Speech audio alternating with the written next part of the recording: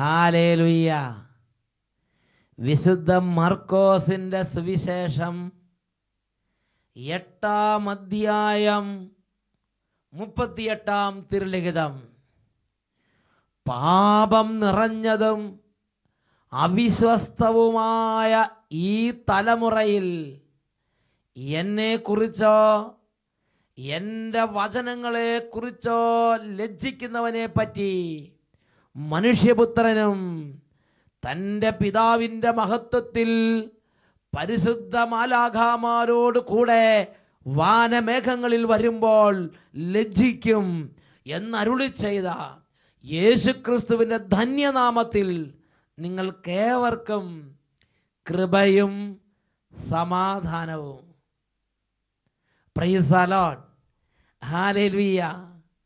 ഇന്ന് നാം ചിന്തിക്കുന്നത് ദൈവസന്നിധിയിൽ പ്രതികാരത്തിനായി ആവശ്യപ്പെടുന്ന നിലവിളിക്കുന്ന പാപങ്ങളെക്കുറിച്ച് കഴിഞ്ഞ ആഴ്ച നാം കേട്ടതിൻ്റെ തുടർച്ചയാണ്. ഹല്ലേലൂയ.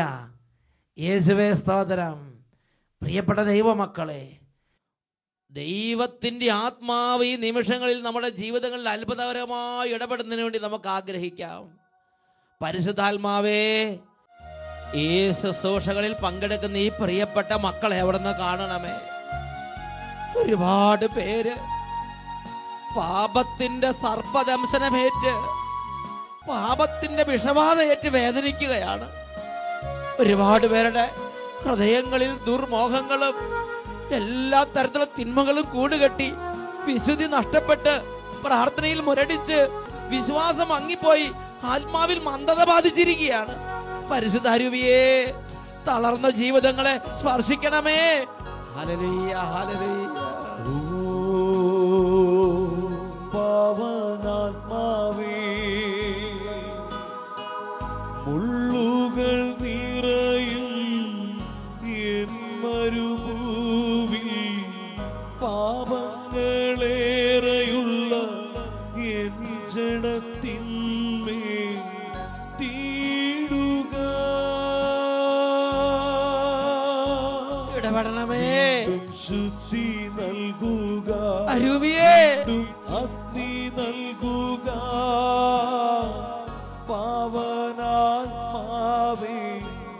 നീ എന്നിൽ നിറഞ്ഞിടുക. എല്ലാവരും പ്രാർത്ഥിക്കുന്നു.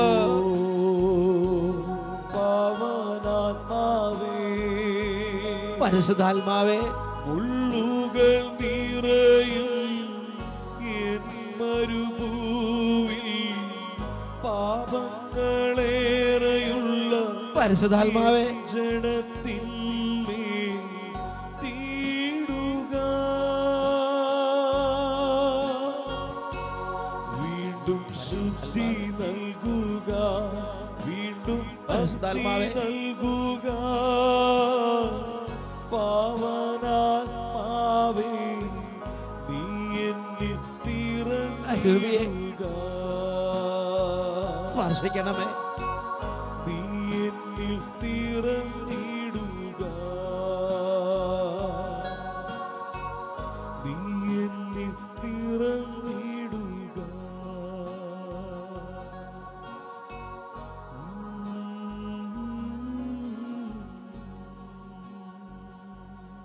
പരിശുദ്ധാത്മാവേ, ഇപ്പോൾ തിരുസന്നിധിയിൽ ഭയഭക്തികളോടെ പ്രാർത്ഥിക്കുന്ന എല്ലാ ബാലികാ ബാലന്മാരെയും വിദ്യാർത്ഥിനികളെയും അവിടുന്ന് സ്പർശിക്കണമേ.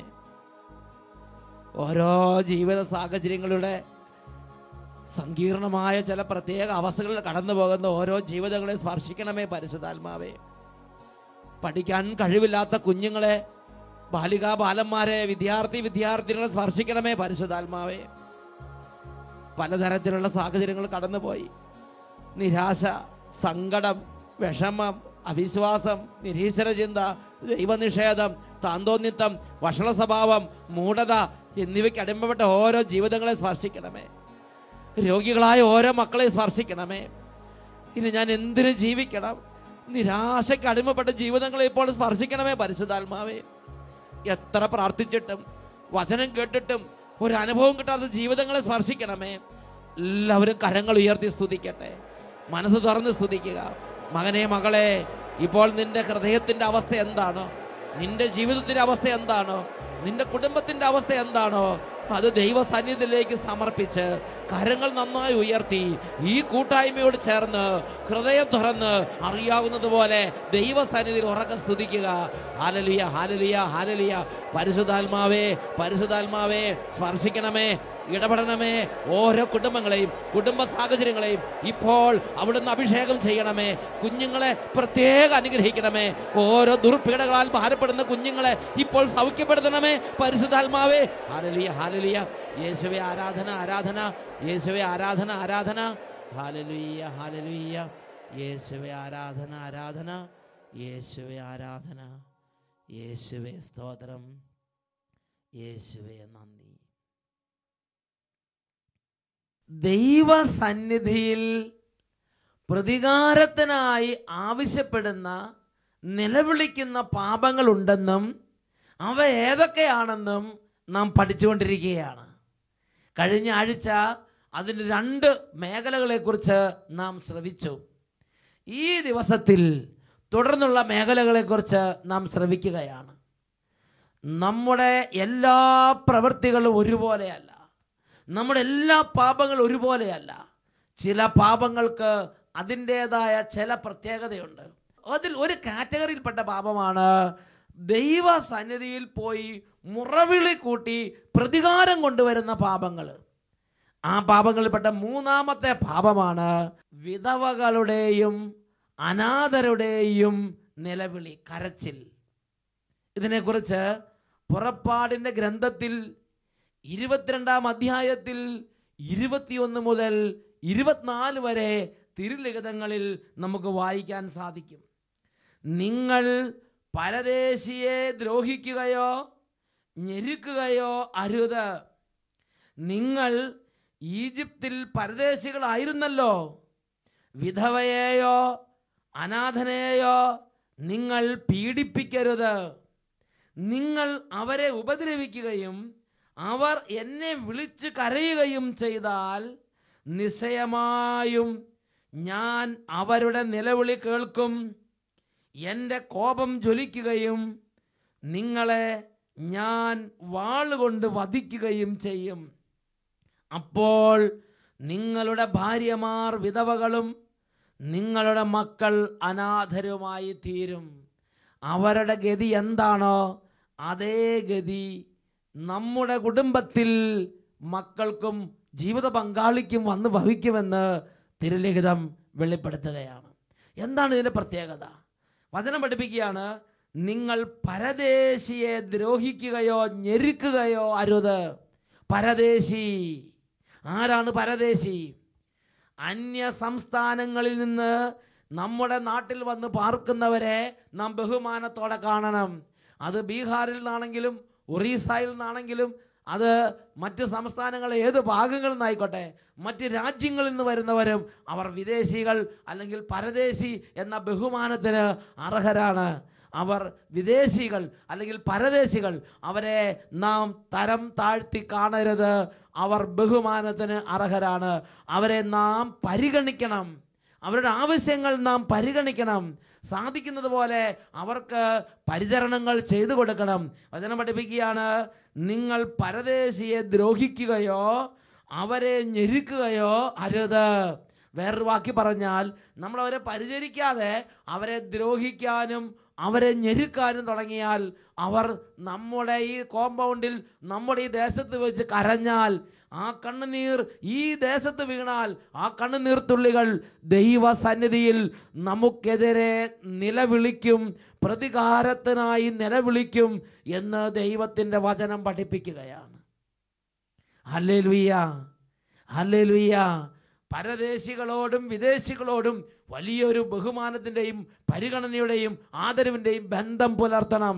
വീണ്ടും വചനം പഠിപ്പിക്കുകയാണ്, നിങ്ങൾ അനാഥരെയോ വിധവകളെയോ പീഡിപ്പിക്കരുത്.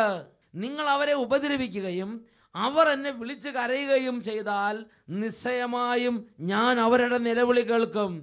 മരണം കൊണ്ടുവരുന്ന പല അനർത്ഥങ്ങൾ കൊണ്ടുവരുന്ന ഒരു പാപമാണ് അനാഥരെയും വിധവകളെയും കുരുടരെയും സഹായത്തിന് ആരുമില്ലാത്തവരെയും വഴി അറിയാത്തവരെയും ബുദ്ധിമുട്ടിക്കുക, ദ്രോഹിക്കുക എന്ന്, നിസ്സഹായരെ വേദനിപ്പിക്കുക, നിസ്സഹായരെ ഞെരുക്കുക, അവരുടെ കണ്ണുനീര് വീഴാൻ ഇടവരുത്തുക. ഇത് ഒരു നിസ്സാര പാപമല്ല. നമ്മുടെ ജീവന്റെ മേൽ ഭീഷണി കൊണ്ടുവരുന്ന നിലവിളിയാണ് ഇങ്ങനെയുള്ള നിസ്സഹായരുടെ കണ്ണുനീര് ദൈവസന്നിധിയിൽ ഉണർത്തുന്നത്. ഹല്ലേലൂയ. ദൈവം നിശ്ചയമായും അവരുടെ പക്ഷത്ത് ചേർന്ന് പ്രവർത്തിക്കും. പ്രിയപ്പെട്ട സഹോദരങ്ങളെ, നാം ഇങ്ങനെയുള്ള ആളുകളെ നമ്മുടെ കുടുംബത്തിൽ, നമ്മുടെ കോമ്പൗണ്ടിൽ, നമ്മുടെ ജോലി സ്ഥലത്ത്, നമ്മുടെ തൊഴിൽശാലയിൽ ഞെരുക്കുകയും അവരുടെ കണ്ണുനീർ അവിടെ വീഴുകയും ചെയ്യുമ്പോൾ നാം ദേവാലയത്തിൽ പോയി എത്രമാത്രം പ്രാർത്ഥിച്ചാലും ഇവരുടെ കണ്ണുനീരിൻ്റെ സ്വരമായിരിക്കും ദൈവസന്നിധിയിൽ ഉയർന്നു നിൽക്കുക. നമ്മുടെ പ്രാർത്ഥനയല്ല, ഇവരുടെ കണ്ണുനീരായിരിക്കും ദൈവസന്നിധിയിൽ ശക്തി കൂടുതൽ. ഹല്ലേലൂയ. പ്രിയപ്പെട്ട സഹോദരങ്ങളെ, ഞാനും നിങ്ങളും ഇന്ന് ചിന്തിക്കുന്നുണ്ട്, നമ്മൾ ഒത്തിരി പ്രാർത്ഥിക്കുന്നുണ്ടല്ലോ, ഒരുപാട് ദാനധർമ്മങ്ങൾ ചെയ്യുന്നുണ്ടല്ലോ, വേറെ വലിയ തെറ്റൊന്നും ചെയ്യുന്നില്ലല്ലോ, എന്നിട്ടും എന്തുകൊണ്ട് എനിക്കിങ്ങനെ, എന്നിട്ട് എന്തുകൊണ്ട് നമുക്കൊരു ഉയർച്ചയില്ല, എന്നിട്ട് എന്തുകൊണ്ട് നമ്മൾ അധ്വാനിച്ചിട്ട് അതിൻ്റെ ഗുണം കുടുംബത്തിൽ കിട്ടുന്നില്ല, എന്തുകൊണ്ട് നമ്മുടെ മക്കൾ നേരെയാകുന്നില്ല, എന്തുകൊണ്ട് കുടുംബത്തിൽ ഒരു സമാധാനം ഇല്ല, എന്തുകൊണ്ട് നമുക്കൊരു മേൽഗതി, ഒരു ഗുണം, ഒരു നന്മ, ഒരു സമാധാനം നമ്മുടെ ഈ പരിശ്രമത്തിൻ്റെ എല്ലാം ഫലമായി ലഭിക്കുന്നില്ല ചിന്തിക്കുന്നുണ്ടാകാം. കഴിഞ്ഞ ആഴ്ചയിൽ പ്രഖ്യാപിച്ചത് ഓർമ്മിക്കുക. ഹഗ്ഗായി പ്രവാചകന്റെ ഗ്രന്ഥം കർത്താവ് പഠിപ്പിക്കുകയാണ്, എല്ലാ കാര്യത്തിലും ഞാൻ വരൾച്ച വരുത്തും. കാരണം ഈ കണ്ണുനീർ നമുക്കെതിരെ ദൈവസന്നിധിയിൽ നിലവിളിക്കുകയാണ്. ദൈവം പ്രവർത്തിക്കാൻ ഇറങ്ങി വരും. ദൈവത്തെ വിളിച്ച് ഇറക്കിക്കൊണ്ടുവരുന്ന കണ്ണുനീരാണ് അനാഥരുടെയും വിധവകളുടെയും പരദേശിയുടെയും കണ്ണുനീര്. ഇതിനൊരു ഉദാഹരണം ബൈബിളിൽ പുറപ്പാടിൻ്റെ പുസ്തകത്തിൽ 2-ാം അധ്യായത്തിലും 3-ാം അധ്യായത്തിലുമായി നമുക്ക് കാണാൻ സാധിക്കും. ഇസ്രായേൽ ജനം വളരെ കാലം പരദേശികളായി ഈജിപ്ത് ദേശത്ത് വസിച്ചിരുന്നു. പ്രിയപ്പെട്ട സഹോദരങ്ങളെ, ആദ്യകാലങ്ങളിൽ ആ രാജ്യം അവർക്ക് വലിയ സ്നേഹവും ബഹുമാനവും കൊടുത്തിരുന്നെങ്കിലും പിന്നീട് അവരുടെ സ്ഥിതി ദയനീയമായി. പുറപ്പാടിൻ്റെ പുസ്തകത്തിൽ 2-ാം അധ്യായം 23-24 വാക്യങ്ങൾ, കുറേ കാലം കഴിഞ്ഞ് ഈജിപ്തിലെ രാജാവ് മരിച്ചു. അടിമകളായി കഴിഞ്ഞിരുന്ന ഇസ്രായേൽ മക്കൾ നെടുവീർപ്പിട്ട് നിലവിളിച്ച് അവരുടെ നിലവിളി ദൈവസന്നിധിയിലെത്തി. ദൈവം അവരുടെ ദീനരോധന ശ്രവിക്കുകയും അബ്രാഹത്തോടും ഇസഹാക്കിനോടും യാക്കോബിനും ചെയ്ത ഉടമ്പടി അനുസ്മരിക്കുകയും ചെയ്തു. അവിടുന്ന് അവരെ കടാക്ഷിച്ചു.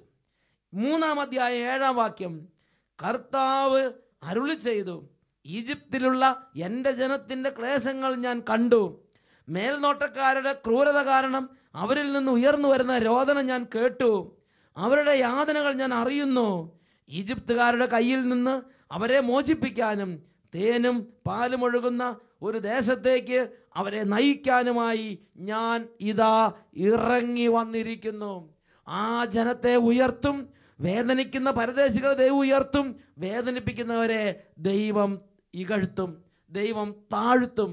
ഈജിപ്തിൽ അതാണ് സംഭവിച്ചത്. ഫറവോ, അവൻ്റെ കുതിരപ്പട്ടാളം, അവൻ്റെ സൈന്യാധിപന്മാർ അവരെല്ലാം ചെങ്കടലിൽ ഈയക്കട്ട താഴ്ത്തുന്നത് പോലെ അവിടുന്ന് ചവിട്ടി താഴ്ത്തി ഇസ്രായേൽ ജനത്തെ അത്ഭുതകരമായി അവിടുന്ന് കാനാൻ നാട്ടിലേക്ക് നയിച്ചു കൊണ്ടുപോയി. പ്രിയപ്പെട്ട സഹോദരങ്ങളെ, ഒരുപാട് തകർച്ചകളും ദൈവം നമുക്ക് പുറംതിരിഞ്ഞു നിൽക്കുന്ന അനുഭവത്തിലേക്ക് നയിക്കുന്ന പാപമാണ് അനാഥരുടെയും വിധവകളുടെയും നിസ്സഹായരുടെയും കണ്ണുനീര്. ഇന്ന് നമ്മുടെ കുടുംബത്തിൽ, നമ്മുടെ വംശത്തിൽ ഇങ്ങനെ ഏതെങ്കിലും വ്യക്തി കണ്ണുനീര് നമുക്കെതിരെ നിലവിളിക്കുന്നുണ്ടോ എന്ന് ഞാനും നിങ്ങളും പരിശോധിക്കണം. പ്രഭാഷകന്റെ പുസ്തകത്തിൽ 35-ാം അധ്യായം 13 മുതൽ 18 വരെയുള്ള തിരുലിഖിതങ്ങൾ, തിന്മയ്ക്ക് വിധേയനായവന്റെ പ്രാർത്ഥന അവിടുന്ന് കേൾക്കും, അനാഥന്റെ പ്രാർത്ഥനയോ വിധവയുടെ പരാതികളോ അവിടുന്ന് അവഗണിക്കുകയില്ല. തൻ്റെ കണ്ണുനീരിന് കാരണമായവനെതിരായി വിധവ വിലപിക്കുമ്പോൾ അവളുടെ കവിളുകളിലൂടെ കണ്ണുനീർത്തുള്ളികൾ ഒഴുകി വീഴുകയില്ലേ? കർത്താവ് വൈകുകയോ സ്വസ്ഥനാവുകയോ ഇല്ല. അവിടുന്ന് നിർദ്ധയന്റെ അരക്കെട്ട് തകർക്കുകയും ജനതകളോട് പകരം വീട്ടുകയും ചെയ്യും. ഈ പാവപ്പെട്ട മനുഷ്യരോട് നമ്മൾ ചെയ്യുന്നതിന് ദൈവം നമ്മളോട് കണക്ക് ചോദിക്കും, പകരം വീട്ടും. അവിടുന്ന് ജനതകളോട് പകരം വീട്ടും. അടുത്തത്, അവിടുന്ന് അനീതി പ്രവർത്തിക്കുന്നവന്റെ ചെങ്കോൽ തകർത്ത് കളയും.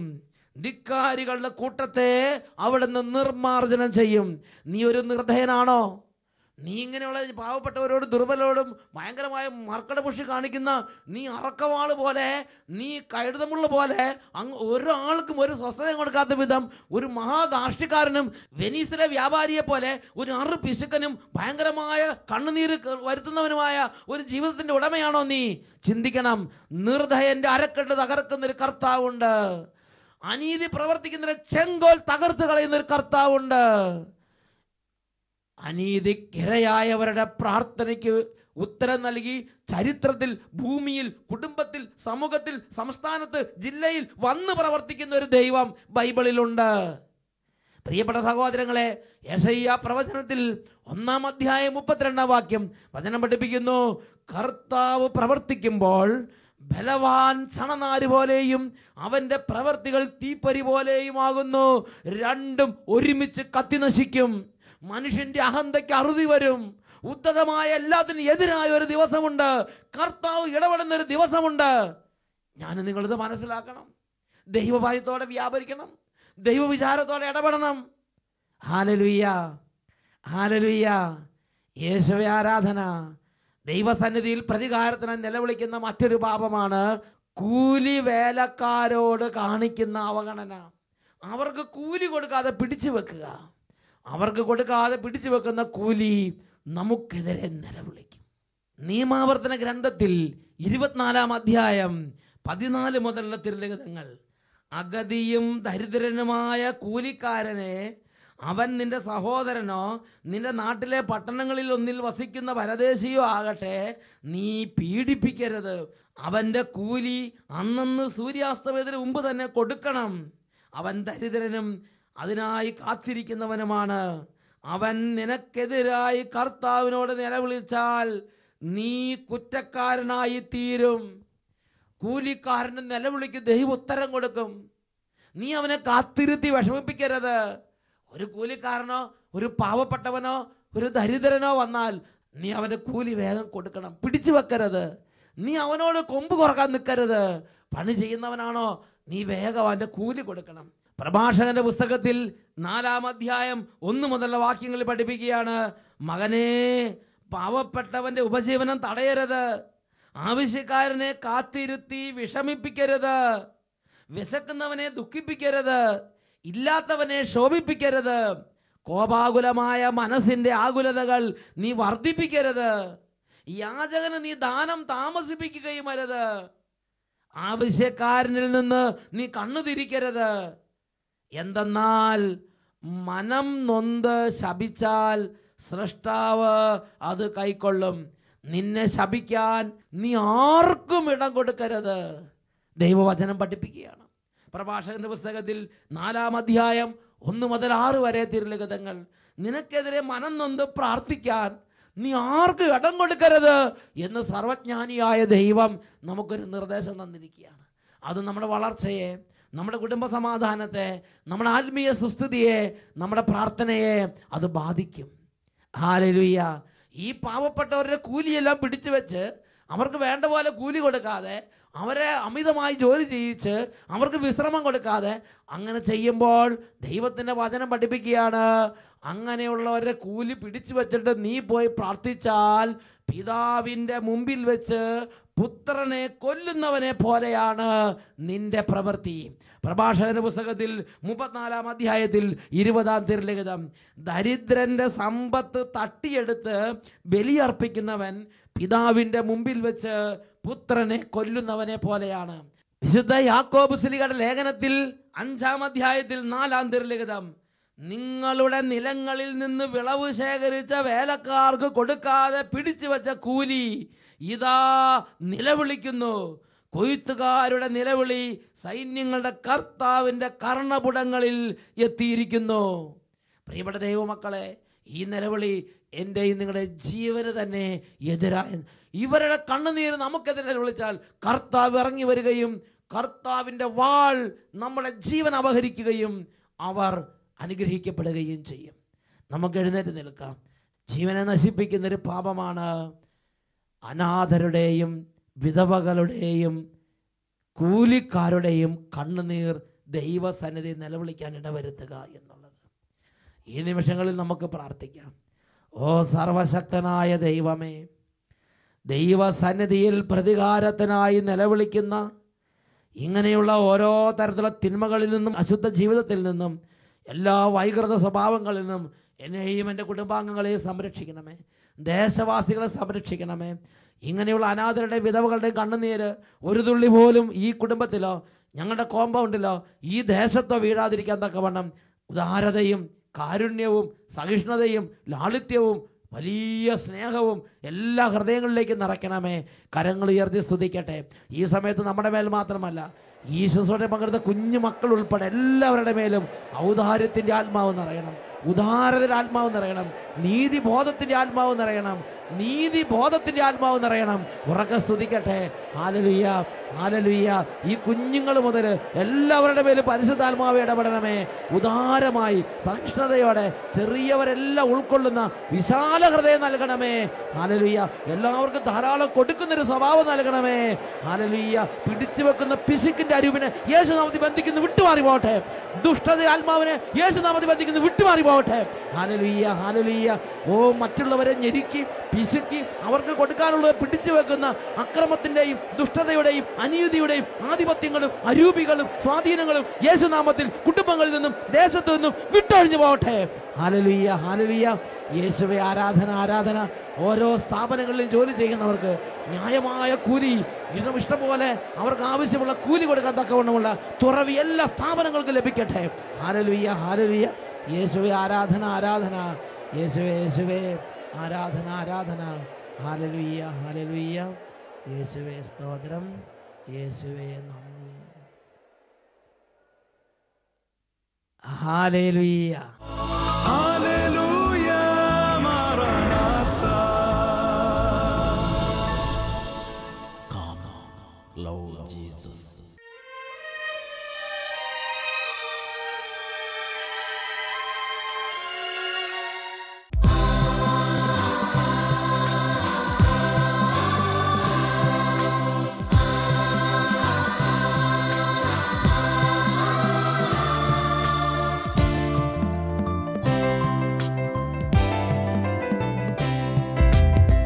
സ്വർഗം തുറന്ന് നാഥനെഴുന്നള്ളും ഈ നിമിഷം പുണ്യ നിമിഷം, ജീവനായെഴുന്നള്ളും നാഥനെ ഏകാമങ്ങേക്കാരാധന, ആരാധന, ആരാധന. വിണ്ണിലെ രാജകുമാരാ.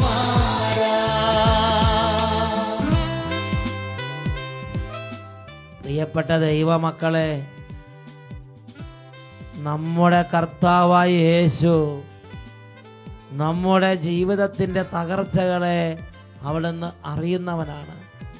നിങ്ങളുടെ രോദനം ഞാൻ കേട്ടു, നിങ്ങളുടെ തകർച്ച ഞാൻ കണ്ടു എന്ന് പറയുന്ന ദൈവം ഇന്ന് ഈ ആൾത്താരയ്ക്ക് മുമ്പിൽ പ്രാർത്ഥിക്കുമ്പോൾ ഓരോരുത്തരും അവരുടെ ജീവിതത്തിൻ്റെ രോഗങ്ങൾ, കുടുംബത്തിലെ കണ്ണുനീര്, മനപ്രയാസങ്ങൾ, കാലങ്ങളായ തടസ്സങ്ങൾ, എതിർചിന്തകൾ, പൈശാചിക പീഡകൾ, ഓരോ തരത്തിലുള്ള സംശയങ്ങൾ, എല്ലാതരം എതിർപ്പിൻ്റെ സ്വഭാവം, വിമത സ്വഭാവം, ആത്മീയ കാര്യങ്ങളിൽ വിശ്വാസം കുറഞ്ഞു വരുന്ന അവസ്ഥ, എല്ലാ മണ്ഡലങ്ങളിലേക്ക് സ്വർഗത്തിൻ്റെ ശക്തി വ്യാപരിക്കട്ടെ.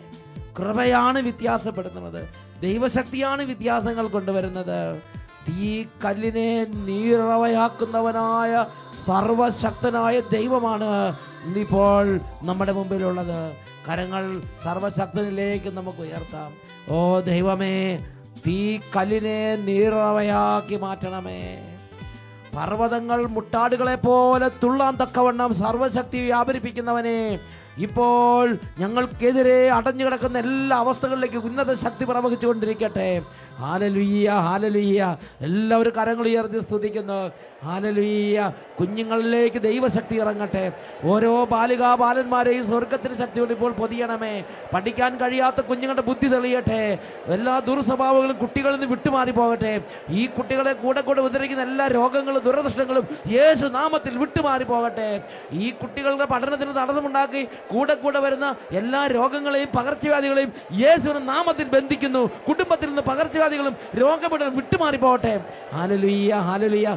കർത്താവേ, എല്ലാ ബാലികാ ബാലന്മാർക്ക് അഭിഷേകം നിറയട്ടെ, ജ്ഞാനം നിറയട്ടെ, വിശുദ്ധി നിറയട്ടെ, സ്നേഹം നിറയട്ടെ. അനുസരണക്കേട്, പിടിവാശി, മർക്കട സ്വഭാവം യേശുനാമത്തിൽ വിട്ടുമാറി പോകട്ടെ. ഹല്ലേലൂയ, ഹല്ലേലൂയ.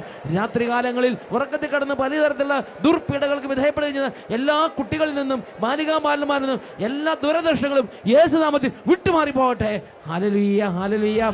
യേശുവേ ആരാധന, ആരാധന, യേശുവേ ആരാധന.